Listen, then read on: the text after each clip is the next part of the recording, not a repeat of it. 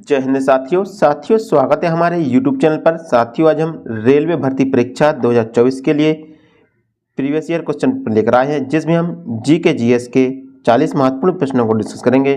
साथियों ये सभी प्रश्न आपकी आगामी परीक्षा RRB NTPC RPF constable technician के लिए अति महत्वपूर्ण होंगे। चलिए तो हम स्टार्ट करते हैं। हमारा पहला क्वेश्चन है, निम्न में से भारतीय संविधान का कौन सा अनुच्छेद प्रारंभिक शिक्षा के अधिकार से संबंधित है। साथियों इसमें पूछा गया कि कौन सा अनुच्छेद है जो प्रारंभिक शिक्षा के अधिकार से संबंधित है। इसका ऑप्शन है अनुच्छेद 16, अनुच्छेद 19, अनुच्छेद 24, अनुच्छेद 21A। तो इसका राइट आंसर होगा अनुच्छेद 21A। भारतीय संविधान का अनुच्छेद 21A है जो प्रारंभिक शिक्षा से संबंधित है। साथियों यह अनुच्छेद 86वें संविधान संशोधन 2002 में जोड़ा गया था। कब जोड़ा गया था? 2002 में जोड़ा गया था, जो प्रारंभिक शिक्षा से संबंधित है। तो इसका राइट आंसर ऑप्शन डी होगा। हमारा अगला क्वेश्चन है, जो पदार्थ घर्षण कम करता है उसे कहा जाता है। इससे पूछा गया कि जो पदार्थ घर्षण कम करता है उसे क्या कहा जाता है। इसका ऑप्शन है स्नेहक या लुब्रिकेंट, जल, पेट्रोलियम या दबाव। तो इसका राइट आंसर होगा स्नेहक है जो घर्षण को कम करता है। तो इसका राइट आंसर ऑप्शन ए होगा। हमारा अगला क्वेश्चन है, गांधी जी ने 1930 में ऐतिहासिक नमक मार्च को कहाँ समाप्त किया। इससे पूछा गया कि जो नमक सत्याग्रह है वो कहाँ तक चला था या कहाँ समाप्त हुआ था। इसका ऑप्शन है दांडी, मुंबई, वर्धा या लाहौर। तो इसका राइट आंसर होगा दांडी।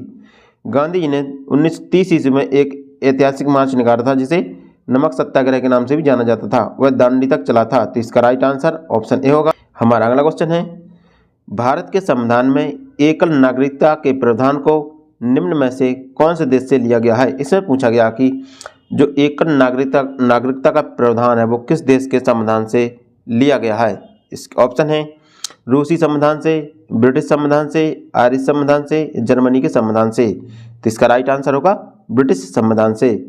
एकल नागरिकता का प्रावधान ब्रिटिश संविधान से लिया गया है। तो इसका राइट आंसर ऑप्शन बी होगा। हमारा अगला क्वेश्चन है, रूब अल खली रेगिस्तान किस देश में स्थित है। इससे पूछा गया कि रूब अल खली रेगिस्तान किस देश में स्थित है।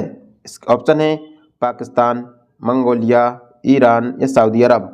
तो इसका राइट आंसर होगा सऊदी अरब। रूब अल खली रेगिस्तान है जो सऊदी अरब में स्थित है। तो इसका राइट आंसर ऑप्शन डी होगा। हमारा अगला क्वेश्चन है, 2016 में ग्रीष्मकालीन ओलंपिक खेल किस देश में आयोजित किए गए थे। इससे पूछा गया कि वर्ष 2016 में ग्रीष्मकालीन ओलंपिक खेल किस देश में आयोजित किए गए थे। इसका ऑप्शन है चीन, ऑस्ट्रेलिया, भारत या ब्राज़ील। तो इसका राइट आंसर होगा ब्राज़ील। 2016 में ग्रीष्मकालीन ओलंपिक खेल हैं जो ब्राज़ील में आयोजित किए गए थे। तो इसका राइट आंसर ऑप्शन डी होगा। हमारा अगला क्वेश्चन है, क्लोरोफिल युक्त हरे रंग के प्लास्टिडस को क्या कहा जाता है। इससे पूछा गया कि क्लोरोफिल युक्त हरे रंग के प्लास्टिडस को क्या कहा जाता है। इसका ऑप्शन है क्लोरोप्लास्ट, जाइलम, रिक्तिका या प्लास्टिडस।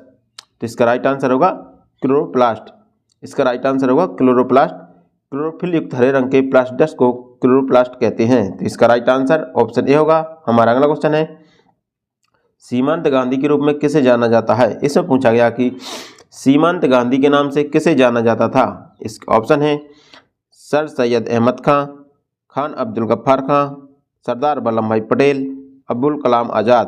तो इसका राइट आंसर होगा खान अब्दुल गफ्फार खां। खान अब्दुल गफ्फार खां को सीमांत गांधी के नाम से भी जाना जाता था। तो इसका राइट आंसर ऑप्शन बी होगा।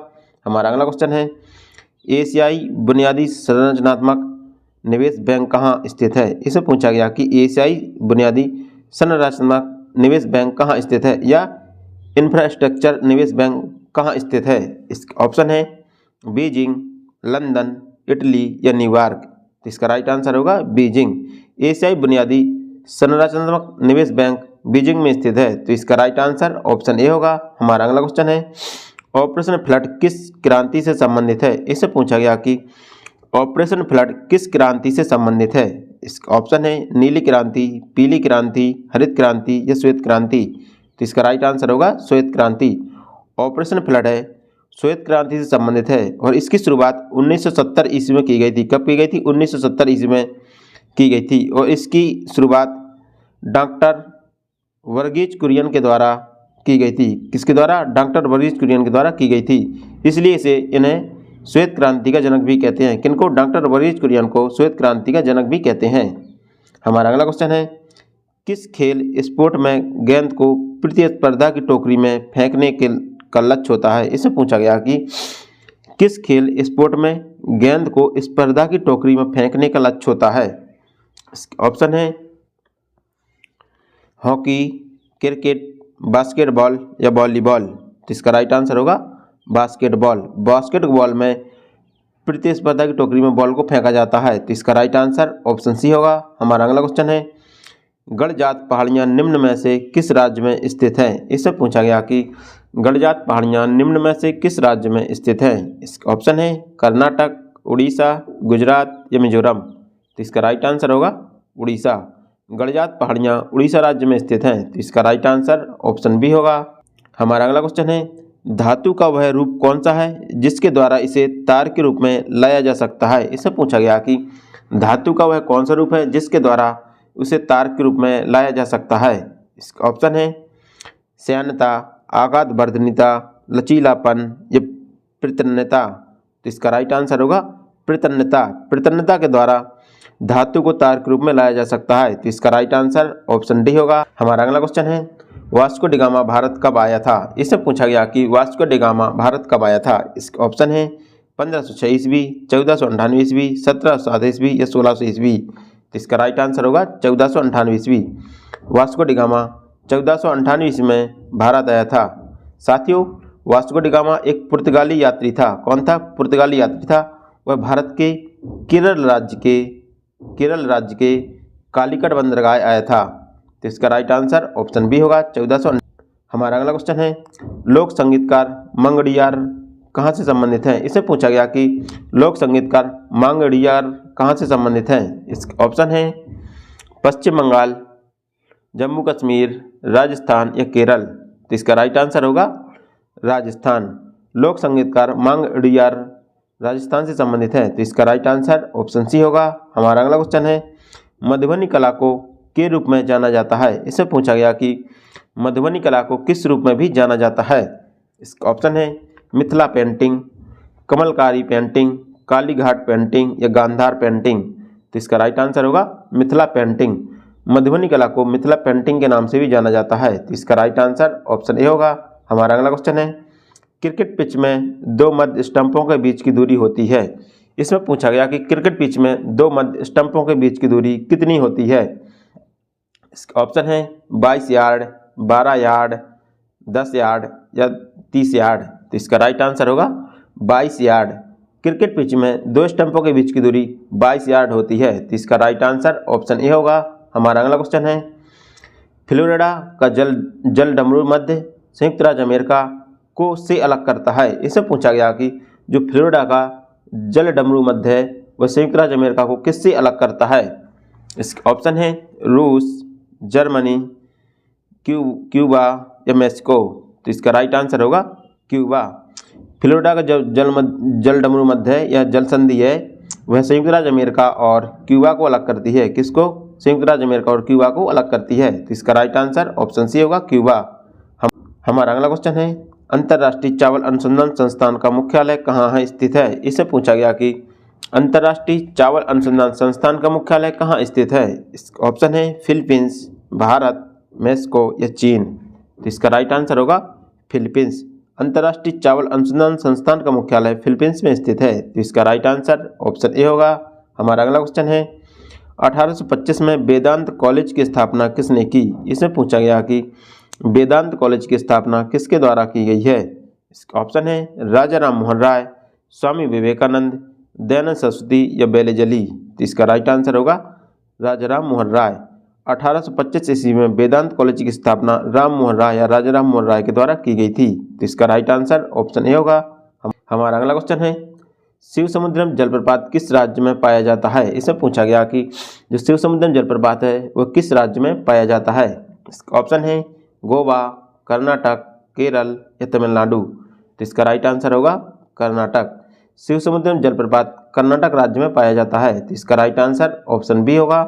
हमारा अगला क्वेश्चन है, पहली बार राज्यसभा का गठन कब किया गया? इसमें पूछा गया कि पहली बार राज्यसभा का गठन कब किया गया था? इसके ऑप्शन है 1985 ईस्वी, 1951 ईस्वी, 1953 ईस्वी या 1952 ईस्वी।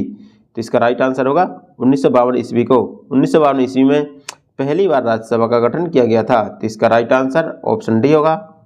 हमारा अगला क्वेश्चन है, भारत में किसे, साथियों पर किसे होगा, किसे लोकप्रिय रूप से आधुनिक मनु के रूप में जाना जाता है? इसमें पूछा गया कि आधुनिक मनु के रूप में किसे जाना जाता है? इसका ऑप्शन है बी आर अम्बेडकर, राधा कृष्णन, महात्मा गांधी या जवाहरलाल नेहरू। तो इसका राइट आंसर होगा बी आर अम्बेडकर को आधुनिक मनु के रूप में जाना जाता है। तो इसका राइट आंसर ऑप्शन ए होगा। हमारा अगला क्वेश्चन है, निम्न में से कौन क्रिकेट से संबंधित है? इससे पूछा गया कि कौन क्रिकेट से संबंधित शब्दावली है? इसका ऑप्शन है penalty kick, shuttlecock, wide ball या कॉर्नर किक। तो इसका राइट आंसर होगा वाइड बॉल। वाइड बॉल है जो क्रिकेट खेल से संबंधित शब्दावली है। तो इसका राइट आंसर ऑप्शन सी होगा। हमारा अगला क्वेश्चन है, नील नदी निम्न में से किस झील से निकलती है? इसमें पूछा गया कि नील नदी किस झील से निकलती है? इसका ऑप्शन है हुरन झील, चाड़ झील, तंजानिया झील या विक्टोरिया झील। तो इसका राइट आंसर होगा विक्टोरिया झील। नील नदी है जो विक्टोरिया झील से निकलती है। तो इसका राइट आंसर ऑप्शन डी होगा। हमारा अगला क्वेश्चन है, नाबार्ड बैंक का मुख्यालय कहाँ है? इसमें पूछा गया कि नाबार्ड बैंक का मुख्यालय कहाँ है? इसका ऑप्शन है टोक्यो, मनीला, मुंबई या न्यूयॉर्क। तो इसका राइट आंसर होगा मुंबई। नाबार्ड बैंक का मुख्यालय मुंबई में स्थित है। इसकी स्थापना 1982 ईस्वी में की गई थी। नाबार्ड बैंक की स्थापना 1982 ईस्वी में की गई थी और इसका मुख्यालय मुंबई में स्थित है। हमारा अगला क्वेश्चन है, दुनिया का सबसे लंबा लिखित संविधान है? इससे पूछा गया कि दुनिया का सबसे लंबा लिखित संविधान कौन सा संविधान है या कहाँ का संविधान है? इसका ऑप्शन है सोवियत संविधान, भारतीय संविधान, यूएसए का संविधान या फ्रांस का संविधान। तो इसका राइट आंसर होगा भारतीय संविधान। दुनिया का सबसे लंबा लिखित संविधान भारत का संविधान है। तो इसका राइट आंसर ऑप्शन बी होगा। हमारा अगला क्वेश्चन है, निम्नलिखित में से किस महासागरीय धारा को चाइल्ड क्राइस्ट के रूप में जाना जाता है? इससे पूछा गया कि किस महासागरीय धारा को चाइल्ड क्राइस्ट के रूप में जाना जाता है? इसका ऑप्शन है ला नीना, ओरेरा ऑस्ट्रियालिस, ओरेरा बेरियालिस या एल नीनो। तो इसका राइट आंसर होगा एल नीनो को चाइल्ड क्राइस्ट के रूप में जाना जाता है। तो इसका राइट आंसर ऑप्शन डी होगा। हमारा अगला क्वेश्चन है, भारत के संविधान में राज्य के नीति निर्देशक तत्व कहाँ से लिए गए हैं? साथ ही इससे पूछा गया कि राज्य के नीति निर्देशक तत्व कहाँ से लिए गए हैं या किस देश के संविधान से लिए गए हैं? इसका ऑप्शन है अमेरिकी संविधान से, ब्रिटिश संविधान से, रूसी संविधान से या आयरिश संविधान से। तो इसका राइट आंसर होगा आयरिश के संविधान से। जो राज्य के नीति निर्देशक तत्व हैं वो आयरिश के संविधान से लिए गए हैं। तो इसका राइट आंसर ऑप्शन डी होगा। हमारा अगला क्वेश्चन है, पश्मीना शाल कहाँ से आती है? इसमें पूछा गया कि जो पश्मीना शाल है वो कहाँ से आती है? इसका ऑप्शन है सिक्किम, मध्य प्रदेश, असम या जम्मू कश्मीर। तो इसका राइट आंसर होगा जम्मू कश्मीर। पश्मीना शाल है जो जम्मू कश्मीर से आती है। तो इसका राइट आंसर ऑप्शन डी होगा। हमारा अगला क्वेश्चन है, उस अपक्रिया का नाम क्या है जिसमें अम्ल और क्षार की अपक्रिया से लवण और जल बनता है? इससे पूछा गया कि उस अपक्रिया का नाम क्या है जिससे अम्ल और क्षार की अपक्रिया से लवण और जल बनता है? इसका ऑप्शन है अम्लीय अपक्रिया, निराकरण अपक्रिया, उत्प्रेरक अपक्रिया या मूल अपक्रिया। तो इसका राइट आंसर होगा निराकरण अपक्रिया। निराकरण अपक्रिया के द्वारा अम्ल और क्षार की अपक्रिया से लवण और जल बनता है। तो इसका राइट आंसर ऑप्शन बी होगा। हमारा अगला क्वेश्चन है, भित्ति चित्रकला की आंध्र शैली के लिए प्रसिद्ध वीरभद्र मंदिर कहाँ स्थित है? इसमें पूछा गया कि भित्ति चित्रकला की आंध्र शैली के लिए प्रसिद्ध वीरभद्र मंदिर कहाँ पर स्थित है? इसका ऑप्शन है हम्पी, खजुराहो, लिच्छवी, स्पीति घाटी। तो इसका राइट आंसर होगा लेपाची। लेपाची में प्रसिद्ध वीरभद्र मंदिर स्थित है। तो इसका राइट आंसर ऑप्शन सी होगा। हमारा अगला क्वेश्चन है, अंडमान और निकोबार में खेती की जाने वाली मुख्य फसल कौन सी है? इसमें पूछा गया कि अंडमान और निकोबार में किस फसल की खेती मुख्यतः की जाती है? इसमें पूछा गया है कि अंडमान और निकोबार में मुख्यतः किस फसल की खेती की जाती है? इसका ऑप्शन है गन्ना, गेहूँ, मक्का या चावल? तो इसका राइट आंसर होगा चावल। अंडमान और निकोबार में मुख्यतः चावल की खेती की जाती है। तो इसका राइट आंसर ऑप्शन डी होगा। हमारा अगला क्वेश्चन है, पेनाल्टी थ्रो शब्द किस खेल से जुड़ा है? इसमें पूछा गया कि पेनाल्टी थ्रो शब्द किस खेल से जुड़ा है? इस ऑप्शन है हैंडबॉल, हॉकी, कबड्डी या निशानेबाजी? तो इसका राइट आंसर होगा हैंडबॉल। हैंडबॉल से पेनाल्टी शब्द जुड़ा है। तो इसका राइट आंसर ऑप्शन ए होगा। हमारा अगला क्वेश्चन है, किस वर्ष में प्रथम पिछड़ा वर्ग आयोग नियुक्त किया गया? इसमें पूछा गया कि किस वर्ष में प्रथम पिछड़ा वर्ग आयोग नियुक्त किया गया था? इसका ऑप्शन है 1953 ईस्वी, 1951 ईस्वी, 1960 ईस्वी या 1958 ईस्वी? तो इसका राइट आंसर होगा 1953 ईस्वी। प्रथम पिछड़ा वर्ग आयोग 1953 ईस्वी में नियुक्त किया गया था। तो इसका राइट आंसर ऑप्शन ए होगा।